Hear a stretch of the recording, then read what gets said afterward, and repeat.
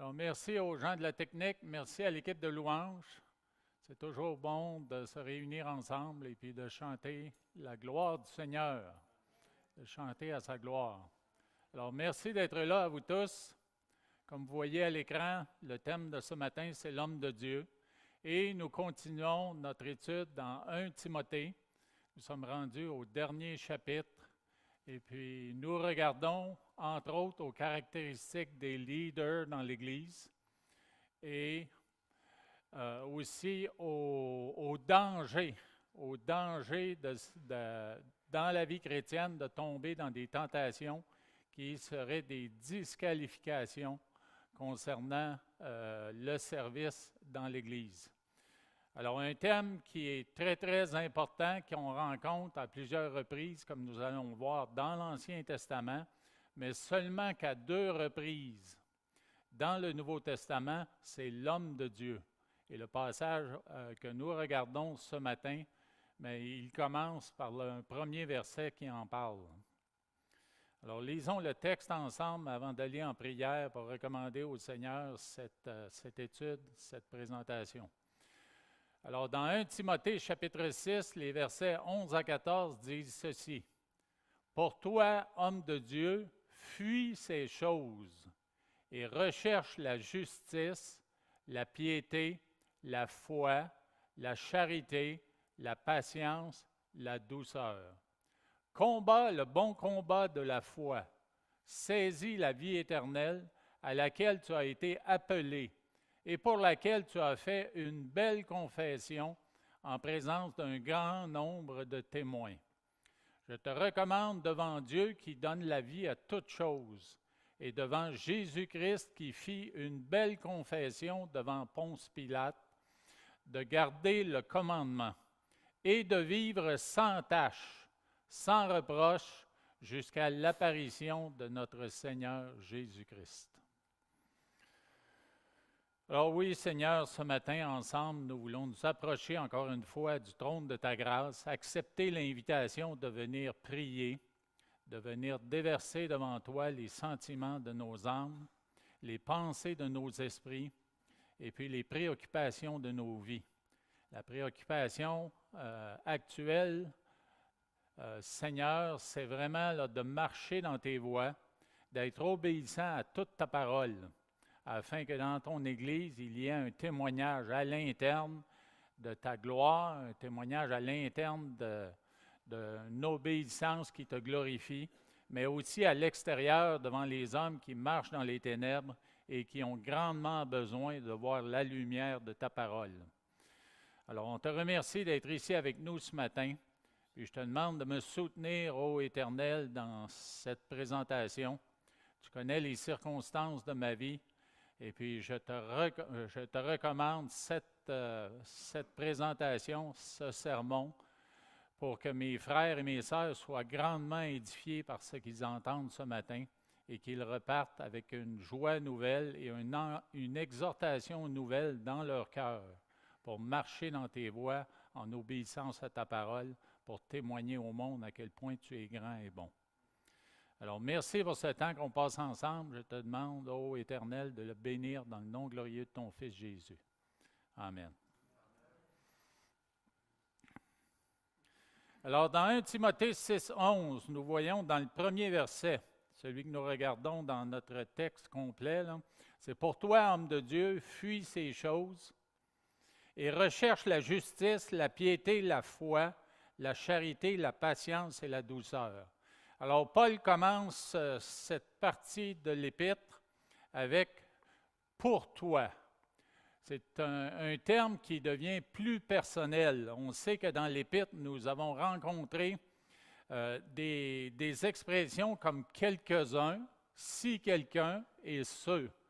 Alors, ça s'adresse un petit peu de manière indéfinie à bien des gens, mais ici, Paul regarde à Timothée en particulier, son disciple, son élève, lui qui est pasteur à Éphèse, et c'est comme s'il voulait lui parler personnellement.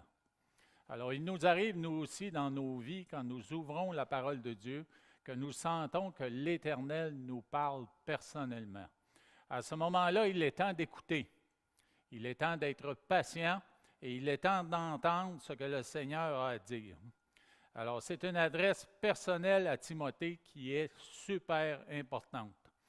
Et pour ce faire, il utilise l'expression « homme de Dieu ». C'est une expression qu'on retrouve 81 fois dans l'Ancien Testament. Et ça, dans 73 versets. Alors, c'est très, très souvent rencontré dans l'Ancien Testament, mais comme je disais tantôt, c'est seulement que 2 fois dans le Nouveau Testament.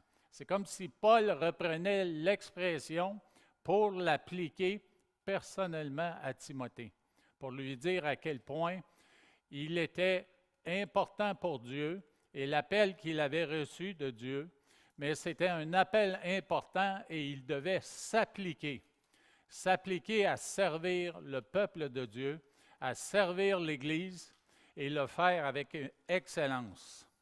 Alors, dans l'Ancien Testament, comme vous voyez à l'écran, c'est un terme qui a été appliqué à Moïse. Moïse qui a reçu la loi, Moïse qui a reçu l'appel à sortir le peuple de Dieu de l'Égypte, de la servitude, pour qu'il soit éventuellement là, en route pour aller en Canaan, le pays promis.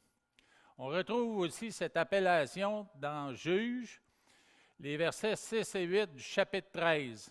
Et puis c'est une expression qui est appliquée à l'ange de l'Éternel qui apparut aux parents de Samson. Alors, la mère de Samson et son père Manoach, mais les deux ont utilisé cette expression pour décrire cet homme-là qui est venu les visiter. Et puis, vraiment, quand on dit dans l'Ancien Testament, vous savez tous que l'ange de l'Éternel, mais c'est un terme qui est appliqué à une figure ou une apparition qui est préincarnée de notre Seigneur Jésus-Christ. Dans 1 Samuel 2, 27, même s'il n'est pas nommé, le prophète envoyé pour annoncer le jugement de la maison d'Élie. On sait très bien qu'Élie était devenu nonchalant dans son service. Ses fils étaient indisciplinés et désobéissaient à la parole de Dieu.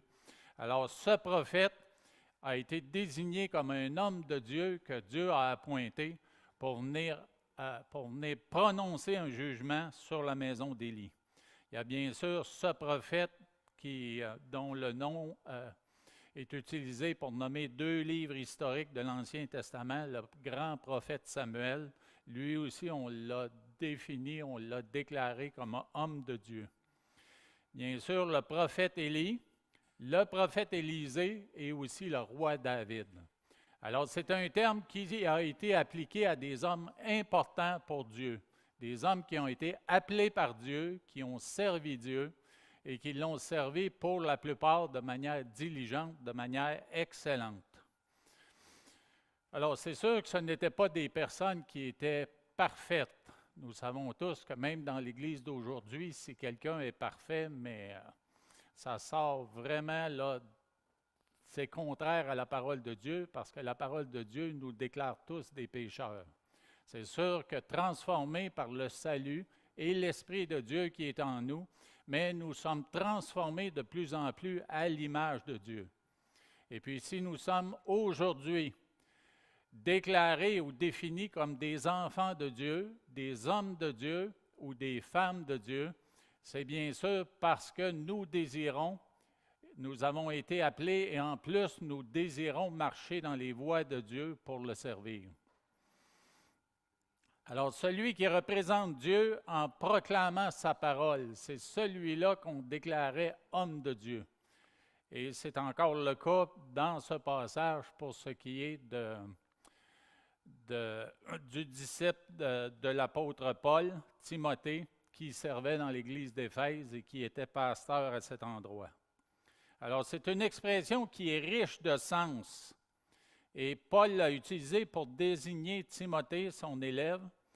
Il lui fait un grand honneur devant tous ceux qui liraient cette lettre à ce moment-là et qui encore aujourd'hui, nous lisons cette lettre et nous pouvons dire que ce Timothée avait le cœur à la bonne place, comme on dit au Québec, une expression qu'on utilise au Québec. Donc, il avait un cœur bien disposé pour Dieu et bien disposé pour servir dans l'Église de Dieu.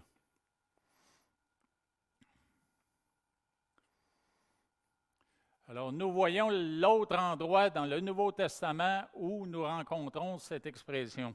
Dans 2 Timothée chapitre 3, les versets 16 et 17, « Toute écriture est inspirée de Dieu et utile pour enseigner, pour convaincre, pour corriger, pour instruire dans la justice, afin que l'homme de Dieu soit accompli et propre à toute bonne œuvre. » Alors, vous voyez ici qu'il y a un lien très étroit entre l'homme de Dieu, celui que Dieu a appelé, et la parole de Dieu comme telle.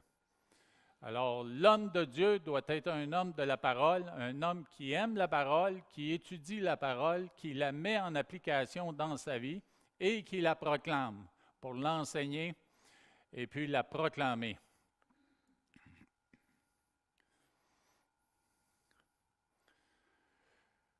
Dans le même verset, nous voyons aussi deux impératifs qui sont mis en caractère plus gras ici dans le verset. On dit « Fuis ces choses et recherche la justice, la piété, la foi, la charité, la patience et la douceur. » Bien sûr, fuir, ça veut dire partir puis aller dans une autre direction. Ça veut dire éviter aussi. Éviter et renoncer. D'ailleurs, dans Galates 5, 19, nous voyons une liste là, des œuvres de la chair qui sont absolument à renoncer et à éviter quand on veut servir Dieu dans quelque fonction que ce soit. Alors, or, les œuvres de la chair sont manifestes. Ce sont l'impudicité, l'impureté, la dissolution, l'idolâtrie, la magie, les inimitiés, les querelles, les jalousies, les animosités, les disputes, les divisions, les sectes, l'envie, l'ivrognerie, les excès de table et les choses semblables. Je vous dis d'avance, comme je l'ai déjà dit, que ceux qui commettent de telles choses n'hériteront point le royaume de Dieu. Alors, c'est sûr qu'ici, dans le verset où on dit « fuis ces choses », Paul fait référence à ce qu'il a mentionné auparavant. Puis là, dans la dernière étude que nous avons faite dans cette épître de Paul, nous avons parlé de convoitise, nous avons parlé de cupidité. Alors, directement, il fait référence à ces choses. Et indirectement, je crois qu'il fait référence à tout ce qui devient un obstacle au service, un obstacle à la présentation de l'Évangile. Et c'est dans ce sens-là que nous devons interpréter un passage qui est un avertissement. Alors, fuir, bien sûr, en lisant ce passage, le premier exemple qui m'est venu à l'esprit dans l'Ancien Testament, c'est dans Genèse 39 et le verset 12. Et puis, c'est un passage qui parle d'un des fils de Jacob qui s'est retrouvé en Égypte, vendu en esclave par ses frères. Et il s'est retrouvé serviteur chez Potiphar. Et puis, la femme de Potiphar, mais elle l'a trouvé très séduisant, ce Joseph. Et puis, elle a essayé de le séduire pour l'amener à avoir une relation sexuelle avec elle.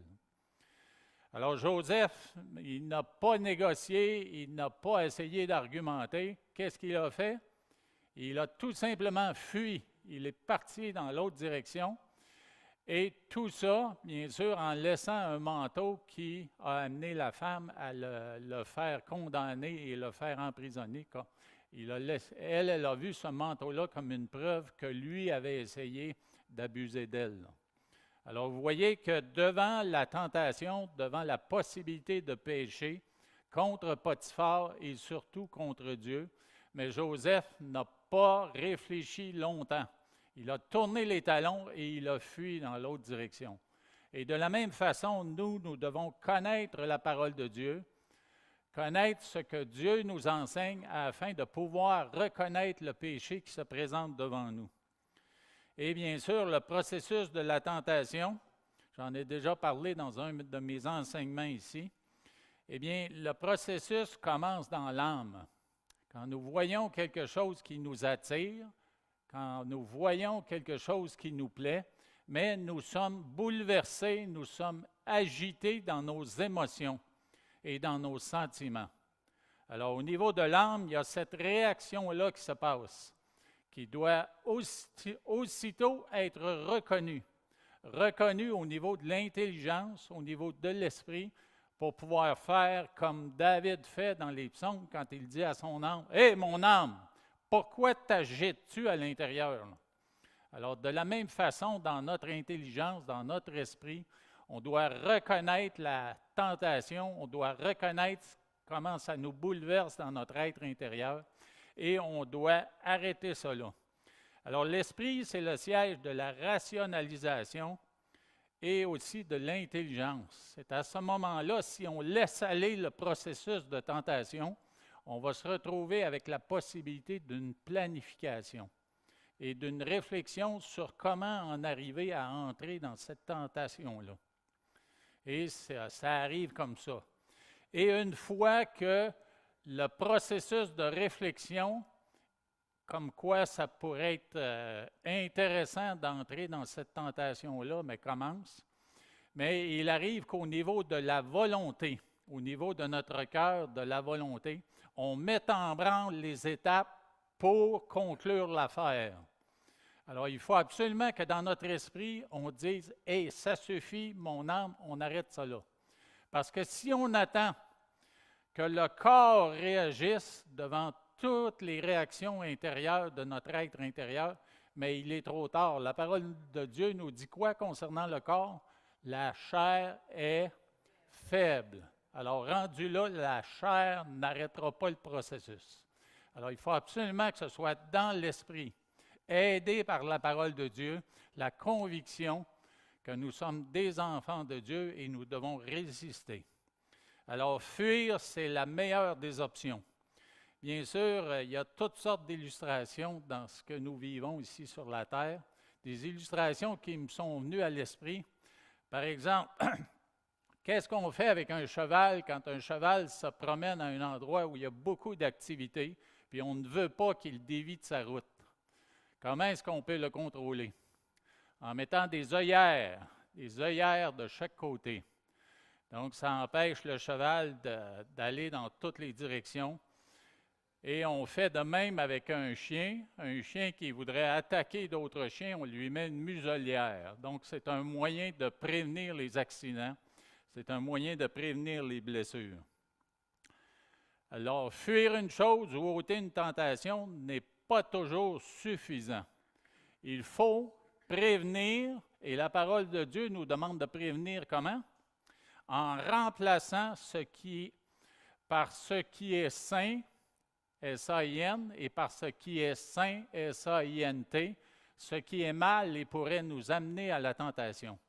Et dans la parole de Dieu, dans Romains 12, 2, mais nous voyons ce verset qui dit « Ne vous conformez pas au siècle présent, mais soyez transformés par le renouvellement de l'intelligence, afin que vous discerniez quelle est la volonté de Dieu, ce qui est bon, ce qui est agréable et ce qui est parfait. » Alors, pour prévenir, il faut absolument que dans notre esprit, on efface le message qui pourrait nous mener à la tentation ou la connaissance qui pourrait nous mener à la tentation pour remplacer avec le message de la parole de Dieu. Qu'est-ce que Dieu dit sur bien des sujets? Nous sommes informés dans la merveilleuse parole de Dieu sur bien des sujets. Et c'est de cette manière-là que nous sommes édifiés et préparés. Préparés à ce bon combat dont il va parler dans le verset suivant.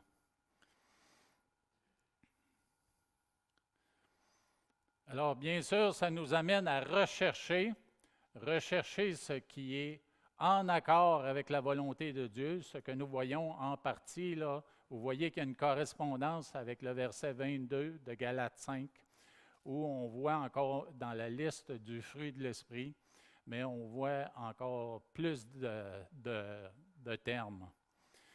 Alors, mais le fruit de l'esprit, c'est l'amour, la joie, la paix, la patience, la bonté, la bénignité, la fidélité, la douceur, la tempérance. La loi n'est pas contre ces choses.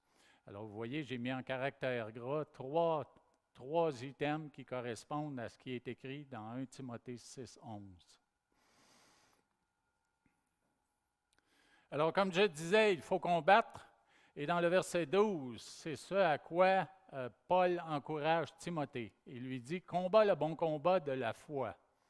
Saisis la vie éternelle à laquelle tu as été appelé et par laquelle tu as fait une belle confession en présence d'un grand nombre de témoins. » Alors, vous voyez là, au niveau du terme « combat », de cet impératif qui est là au début du verset, le mot grec qui est à l'origine de cette traduction-là de combat, c'est agonizomai. Alors, de ce terme-là, nous tirons en français agoniser. Alors, agoniser, il n'y a personne ici ce matin qui agonise, je pense. Il n'y a personne qui voudrait agoniser. Mais c'est un terme qui est fort, très, très fort. Moi, je me rappelle, j'ai fait, comme plusieurs savent ici, beaucoup de sport dans ma vie. Et je sais très bien que quand les instructeurs nous faisaient agoniser pendant la semaine, agoniser dans les pratiques, agoniser sur le terrain, mais nous étions meilleurs sur le terrain la fin de semaine. Alors, il est bon pour nous d'agoniser dans le sens de se préparer et de combattre, de s'exercer au combat. S'exercer par la connaissance de la parole, s'exercer dans la mise en application de la parole, de manière à être prêt pour des combats qui seraient encore pires, qui seraient encore plus durs. Alors, c'est un mot militaire et sportif qui invite à une grande préparation côté concentration, côté discipline, conviction et effort pour vaincre et gagner. Alors, la vie chrétienne, elle n'est pas de tout repos. Si on entre dans la vie chrétienne puis on espère une vie en rose, comme ça a été mon cas quand je suis devenu chrétien en 1985, je me suis dit, mes problèmes sont tous réglés, le Seigneur est avec moi, le Seigneur m'aime. Mais ce n'est pas ce qui était arrivé. J'ai découvert assez rapidement que la vie chrétienne, c'est un combat.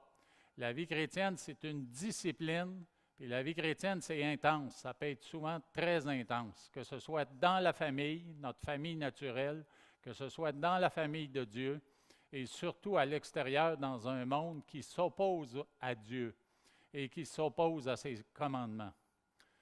Alors, l'impératif, il est au présent, ce qui indique la nécessité d'un effort continuel. Continuel dès qu'on se lève le matin.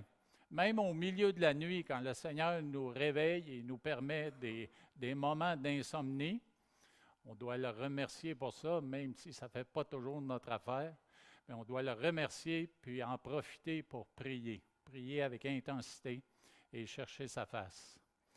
Le mot « bon » qui est devant « combat », mais c'est le mot « kalos » et qui aurait pu être traduit par « noble » ou « excellent ». Il y a souvent des combats ici sur la terre dans lesquels nous entrons et nous n'avons absolument aucune affaire là. On est mieux d'éviter ces combats-là, mais quand le Seigneur nous permet d'entrer dans le bon combat, mais entrons-y avec joie et laissons le Seigneur nous utiliser pour sa gloire.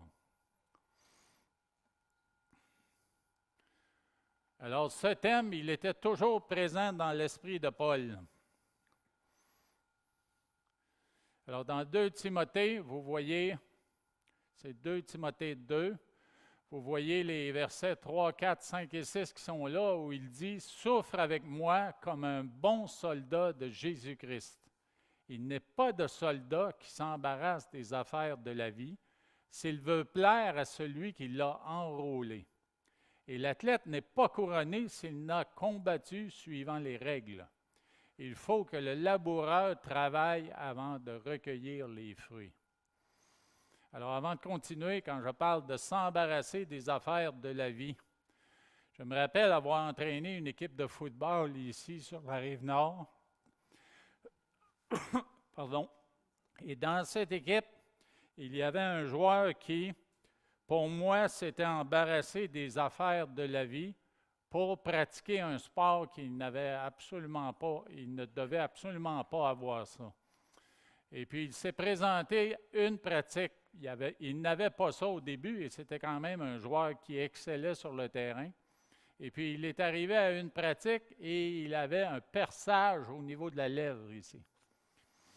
Alors, ça n'a pas été long avec toute la sueur et le travail qu'il avait à faire intensif, là. Il a réalisé qu'il devait enlever ça parce que ça nuisait à sa concentration et ça nuisait à son travail physique. Alors, c'est juste un petit quelque chose qui est devenu populaire il y a bien des années, là, mais il y a tellement d'empêchements au service du Seigneur, des bagages que nous prenons sur nos épaules, que nous prenons dans nos esprits, dans nos pensées, et on doit absolument éliminer ça pour servir le Seigneur en toute liberté. Et dans Acte 14, il est écrit au verset 22, « Fortifiant l'esprit des disciples, les exhortant à persévérer dans la foi et disant que c'est par beaucoup de tribulations qu'il nous faut entrer dans le royaume de Dieu. » Alors ça faisait partie du ministère de Paul et de Barnabas qui visitaient les églises pour les encourager, les édifier à continuer à combattre et à combattre avec discipline. Dans 2 Timothée 3,12, il est aussi écrit « Or, tous ceux qui veulent vivre pieusement en Jésus-Christ seront persécutés. » Et dans Matthieu 10, 38, Jésus a déclaré ceci, « Celui qui ne prend pas sa croix et ne me suit pas n'est pas digne de moi. » Alors, on voit très bien que Paul voulait encourager le plus possible son disciple Timothée à continuer ce combat qui n'était pas toujours facile. Alors oui, c'est un combat de la foi et c'est un combat aussi qui considère la vie éternelle. Pour ce qui est de la foi, bien sûr, c'est l'ensemble des vérités chrétiennes. On connaît ce qu'est la définition de la foi dans Hébreux chapitre 11 et le verset 1 qui dit ceci. « Or, la foi, c'est une ferme assurance des choses qu'on espère, une démonstration de celles qu'on ne voit pas. » Et puis dans Jude 1, il y a seulement qu'un chapitre, bien sûr, dans Jude, le verset 3, c'est écrit « Bien-aimés, comme je désirais vivement vous écrire au sujet de notre salut commun. Je me suis senti obligé de le faire afin de vous exhorter à combattre pour la foi qui a été transmise aux saints une fois pour toutes. » Alors, la foi, elle a été transmise aux saints comment? Par la parole du Seigneur. Alors, la foi et la parole du Seigneur sont étroitement liées ensemble. Et bien sûr, dans le même verset, nous voyons la question de vie éternelle.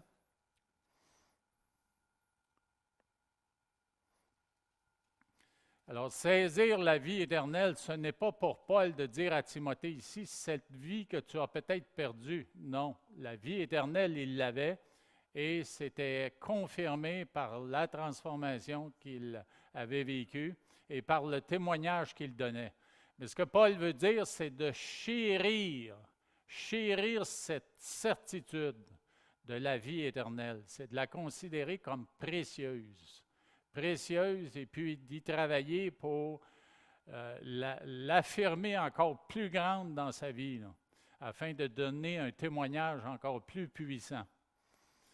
Et dans Colossiens 3,2, vous voyez, il est écrit « Affectionnez-vous aux choses d'en haut et non à celles qui sont sur la terre. » Dans Philippiens 3,20, « Mais notre cité à nous est dans les cieux, d'où nous attendons aussi comme sauveur le Seigneur Jésus-Christ. » Alors, comment est la vie éternelle en vous? Comment est-ce que vous voyez ou considérez cette vie éternelle? Est-ce que c'est précieux au point d'y investir beaucoup de temps pour grandir dans cette certitude-là et la communiquer aux personnes qui nous entourent? C'est bon d'y réfléchir. C'est bon d'y réfléchir puis de faire grandir cette conviction en nous pour que ça se déverse sur les personnes que nous rencontrons. Alors, bien sûr, à cette vie éternelle, nous devons aussi considérer l'appel qui est placé sur nos vies. Le premier appel que nous vivons, c'est l'appel au salut. Et puis, nous avons tous dans nos vies des circonstances où des personnes nous ont visités.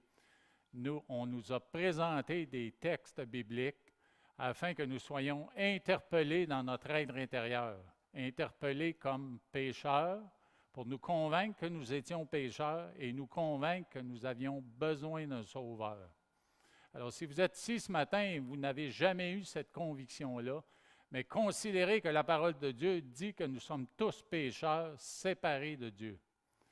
Et puis que par la grâce, par le salut qui nous a été envoyé et donné par Jésus-Christ, mais nous sommes sauvés si nous l'acceptons comme Seigneur et comme Sauveur.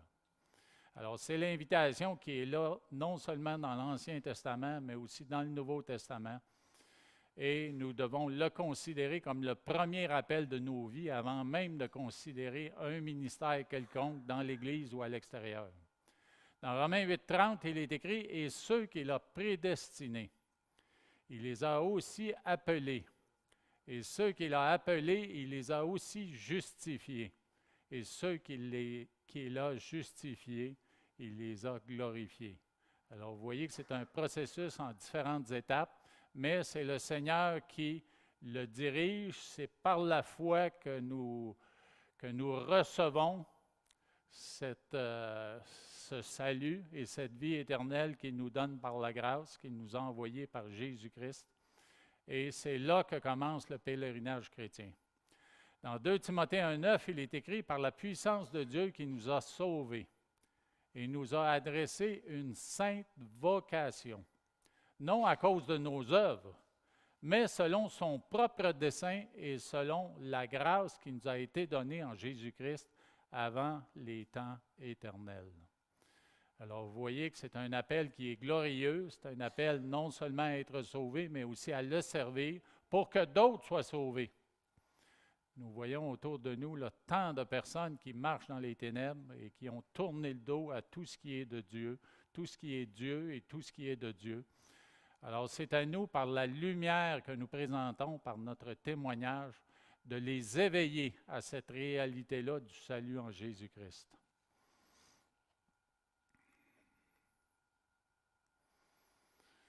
Alors oui, il y a d'autres versets dans Romains qui déclarent ces choses, les versets 9, 10 et 11 du chapitre 10. « Si tu confesses de ta bouche le Seigneur Jésus, et si tu crois dans ton cœur que Dieu l'a ressuscité des morts, tu seras sauvé. Car c'est en croyant du cœur qu'on parvient à la justice, et c'est en confessant de la bouche qu'on parvient au salut. Selon ce que dit l'Écriture, quiconque croit en lui ne sera point confus. » Alors, cette confession-là, mais probablement que Timothée l'avait fait à plusieurs reprises. C'est une confession qu'on fait en acceptant Jésus-Christ comme Seigneur et Sauveur.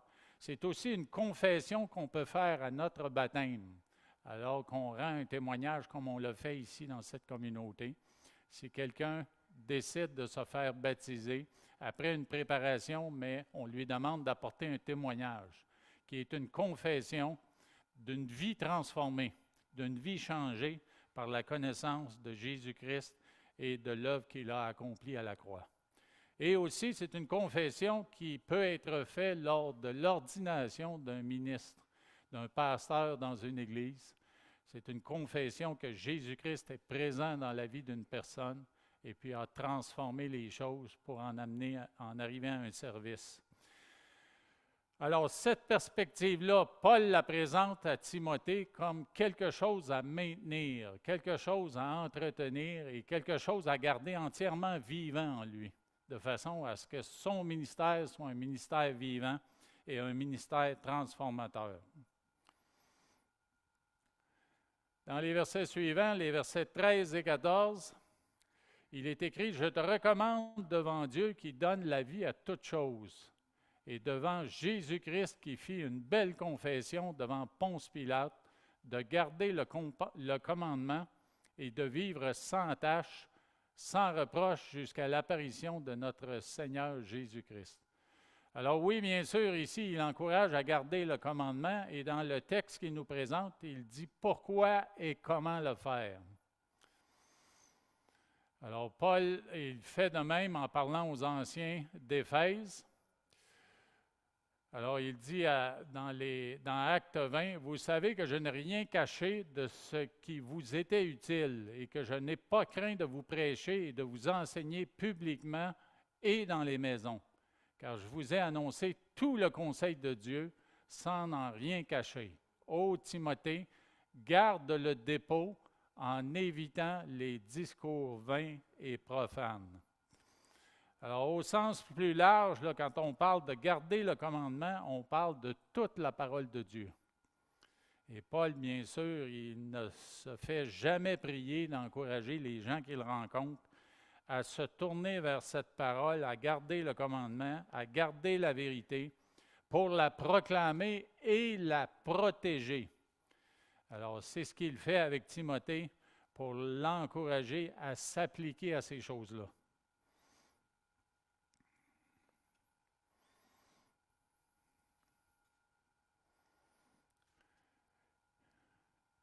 Dans 2 Timothée, il fait bien sûr la même chose dans un passage de plusieurs versets où il dit ceci. « Retiens dans la foi et dans la charité qui est en Jésus-Christ. » Bien sûr, le mot charité, c'est le mot amour.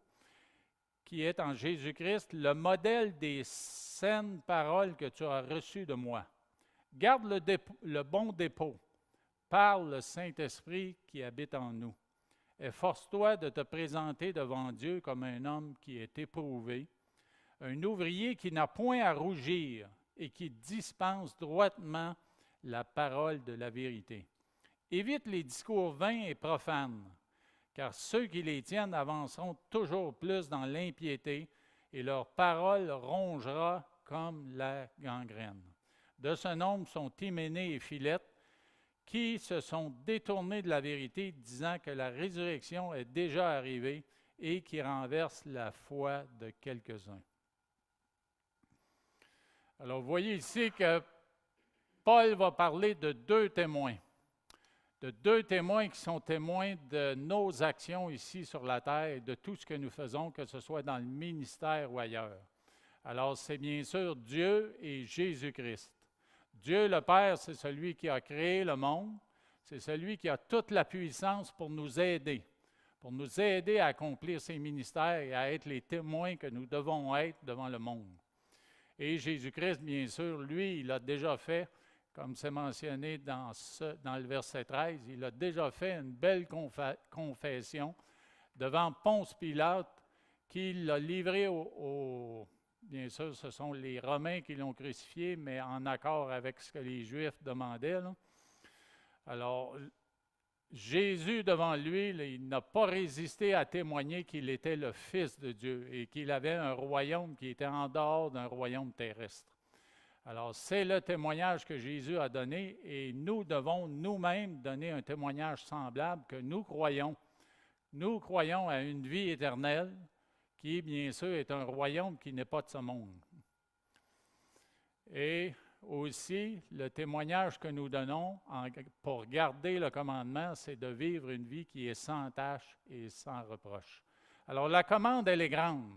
Elle est grande, et puis, pour nous qui sommes croyants ici depuis bien des années, c'est certain que quelque part dans notre vie chrétienne, parce que par manque de conviction ou par manque de connaissance, il y a des choses que nous aurions dû faire différemment. Alors, prions le Seigneur qu'il nous guide dans le futur, dans le présent et dans le futur, afin que nous puissions être des témoins entièrement fidèles pour marcher dans les voies du Seigneur et pour que la lumière du royaume qui émane de nous, de nos paroles, de nos attitudes et de nos actions, mais que ce soit une lumière qui soit brillante et transformatrice.